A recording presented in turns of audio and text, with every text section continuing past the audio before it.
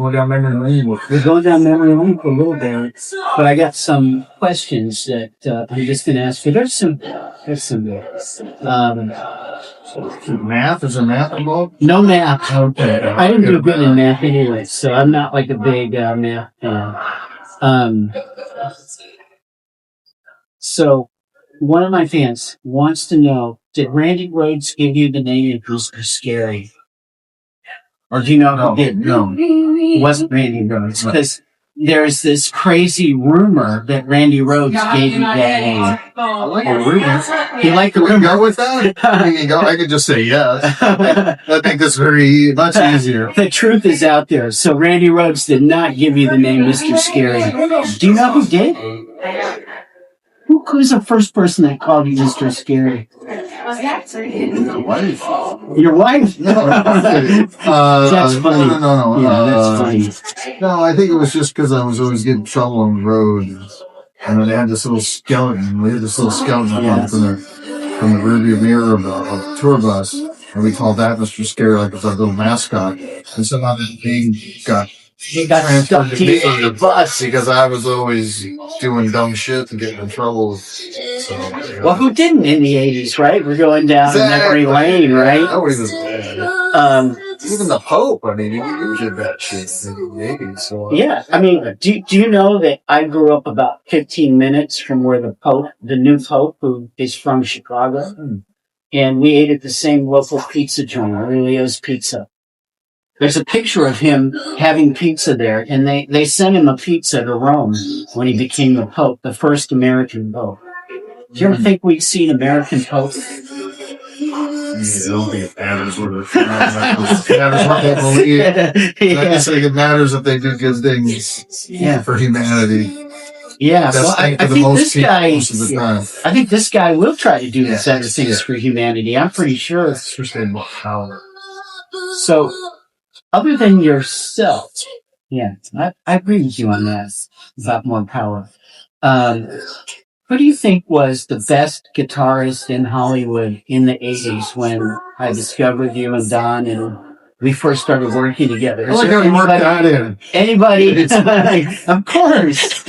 Self-promotion. I found Doc in his club. I can't remember what club it was, but I found you guys in a club. I signed you to Elektra Records, and the rest is music history.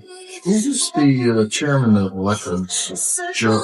It was Bob Krasnow. It was before Krasnow got signed. Joe Smith. Yeah. And then he left, and we got dropped. Yeah. Well, no, you almost got dropped, but I had dinner. This is a great story. I had dinner with the new chairman and Bob Krasnow. So you were signed under the Joe Smith era. And Joe was a great man. That was at his service a few years ago. So he passed. And then Bob Krasnow passed. They're both gone now. We're still surviving, but both chairmen of our record. We're like the new Joe Smith and Krasnow. But without the money. Yeah. But if you want to be Krasnow, you got to go like push your body out like that. Yeah, that's what he would do in the meeting. That was famous for that. Yeah, remember? You'd sit in the meeting and he'd like throw himself up like that. Yeah. And you're like, what is that guy doing? It's a very Weinsteinish move. Yeah. He told me it was that way. Like, what are you doing? It's casting couch. Get on board. Get on board or go home. I mean, those were crazy, crazy, crazy days. I mean, it's amazing that we survived the 80s, and now you're here in Chattanooga playing in my new hometown. I wish we were playing in Taos. I'd like to go back there. Yeah, they don't like kind of music. They don't like your kind of music? I have absolutely there's no relativity to what I do musically in the area of the world where I live, in northern Mexico. Maybe that's why you went there. And there's incredible, beautiful musicians and musicians. Native music and Anglo music and Hispanic music, and it's all just insane. You know, it goes back hundreds of years, and it's deep and it's meaningful. And has nothing to do with 80s hair now. So there's nobody who wants to play with me out there, and I don't blame them. It's interesting that you and Don both ended up in New Mexico after you were done with your California fun in the sun, right? In the 80s. Well, we still have flex in California, but Yeah.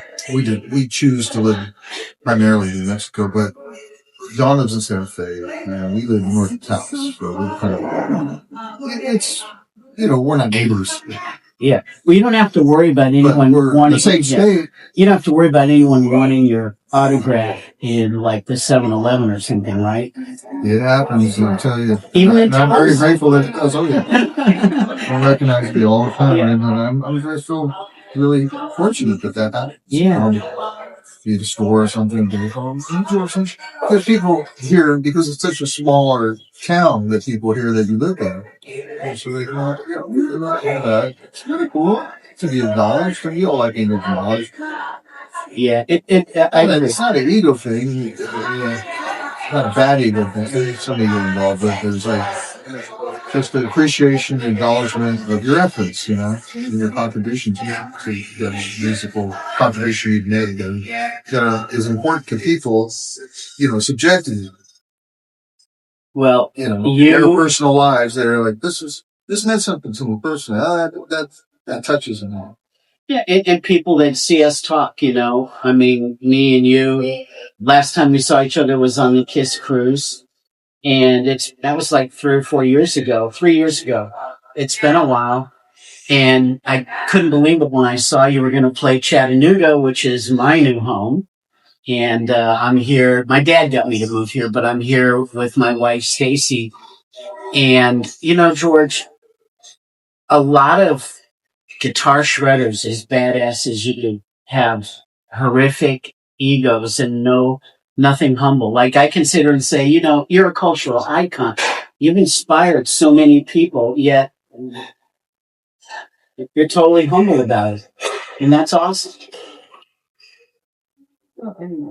It's not really me. I mean, I do a thing that I'm able to do. And to me, on one level, it's just the way I support my family and my work, and I'm really happy that I can do that and not be, like a lot of the people that go to our shows have real jobs and have to get up early in the morning and go work for 5 days a week for the rest of their lives. And I have a luxury of having this kind of existence where I play music, which is pretty sweet. But having said that, I will say that I try to honor the fact that I'm so fortunate by working really hard at what I do and applying that work ethic that I learned my whole life from my father, to share with the rest of my brothers and sisters of this really incredible work ethic that I can't escape from. So everything I do, I work really hard at, So I'm not saying hard. I'm just saying I try to be thorough about what I do and treat the work respectfully. You know what I mean? Right. Because I appreciate, being an older guy, you're spring chicken yourself. I'm not. We're both we're too. I remember the day when hundreds of thousands of dollars was a lot of money, and I still think like that because I remember my father. He was like when he was older, and he would be like, to him, it's still like $100 was like a huge amount of money because he grew up in the Depression. Yeah. So he'll never forget that as long as he lives. So even, in the 80s and 90s when he was alive, it was like $100 meant a lot to him. Because he's remembering decades before. And so to me, I'm still kind of like that. So when I get paid, or whatever I do, and I make a living, I think that's amazing to me. I appreciate it. I go, man, I don't take it for granted. You know what I mean? It could be way worse. George, you're making me emotional. You're speaking from your heart and soul, and it makes me tearful. It's like, and this is why. Why? Because you're not making that much money. Yeah, that is you're making me cry now, dude. No, I mean, you need me to help you out, dude. You need a little, I can always. You got a little extra, George. You got a little extra. Do when you have money, how many people want to pull some out of your pocket? I know you. I don't have any money. I know. I used to, but my wife has all the money. Yeah, I just do the work. Mine too. That's the way to go because otherwise it's too easy to spend right? it. Yeah, that's what we do. We create, they spend, or make sure we don't spend. But we love being that guy. Yeah. it provides. I love being who I was, and I can see you love being who you are. And what are we going to do with the money? We got everything we need. We got our love, we got our family, we got our music. We got a nice outfit that doesn't quite match, but whatever. Yeah, money there. I'm rocking with Dokken. Yeah. So while we're talking about rocking with Dokken, do you think that there'll be more Dokken? Do you think there'll be more Dokken shows this year?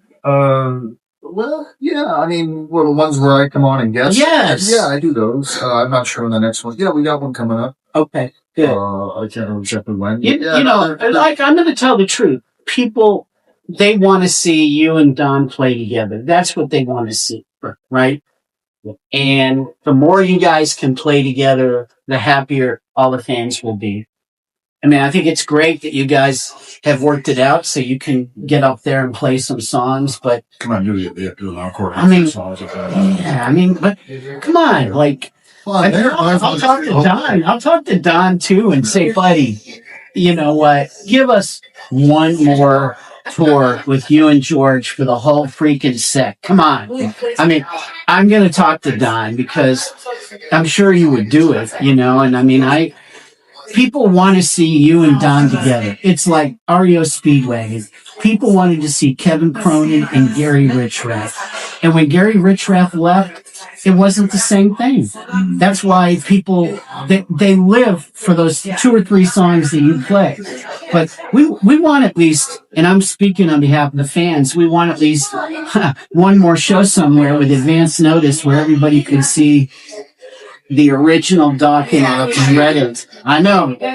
I'm not blaming you. I know who to blame. I know who to talk to. Nobody to blame. Oh, well. It is what it is.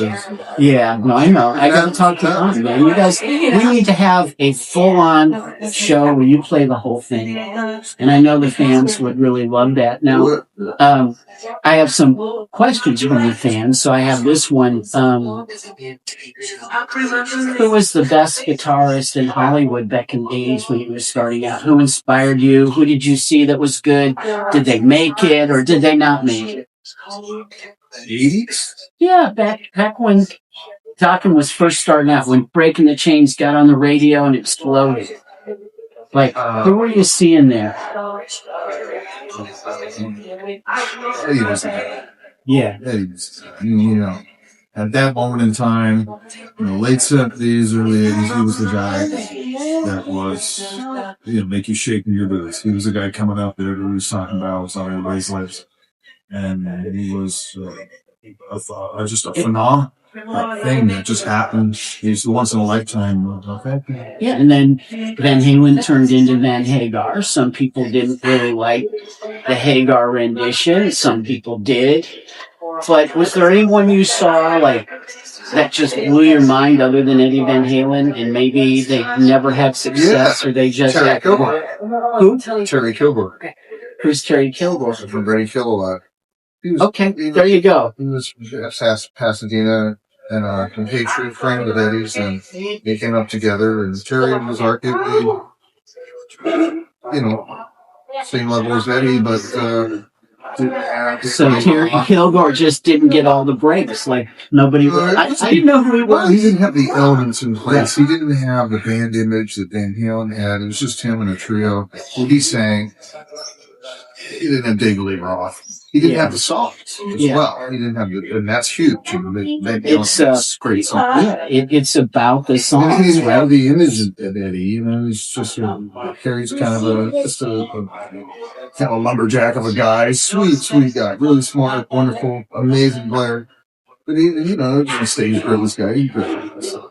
But man, you go here and you close your eyes, and oh my God, this guy was. And I used to go sit with him in his apartment and watch him play and try to learn everything I could from him. But he was, he was the guy. So this is another question from, from the fans.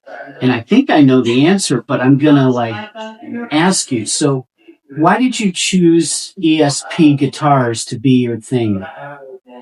And do I was really going with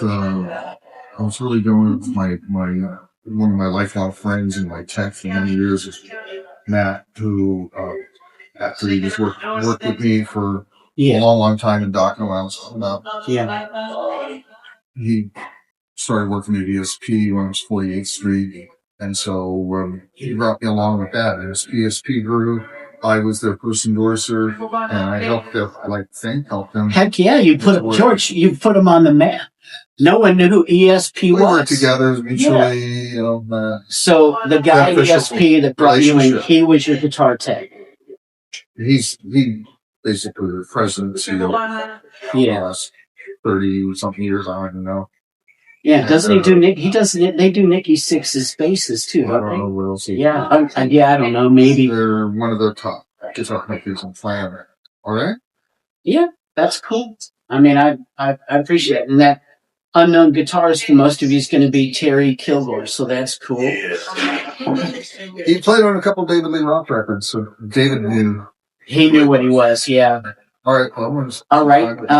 Hey, George. Yeah. Tom, it was great to see you. Now I have to. This is from Mrs. Scary. She gives you a great big kiss. Yeah, Mrs. Scary said, "Give George Lynch a kiss for me." Oh, I'll tell her to do it in real life if she's doing me. Yeah. I don't need a kiss through another guy by proxy. I know. I was like, "This is it's weird. Not quite the same." She wanted me to kiss you on the cheek, so I give you the hand instead. Okay, thank you. What about reach around? Yeah.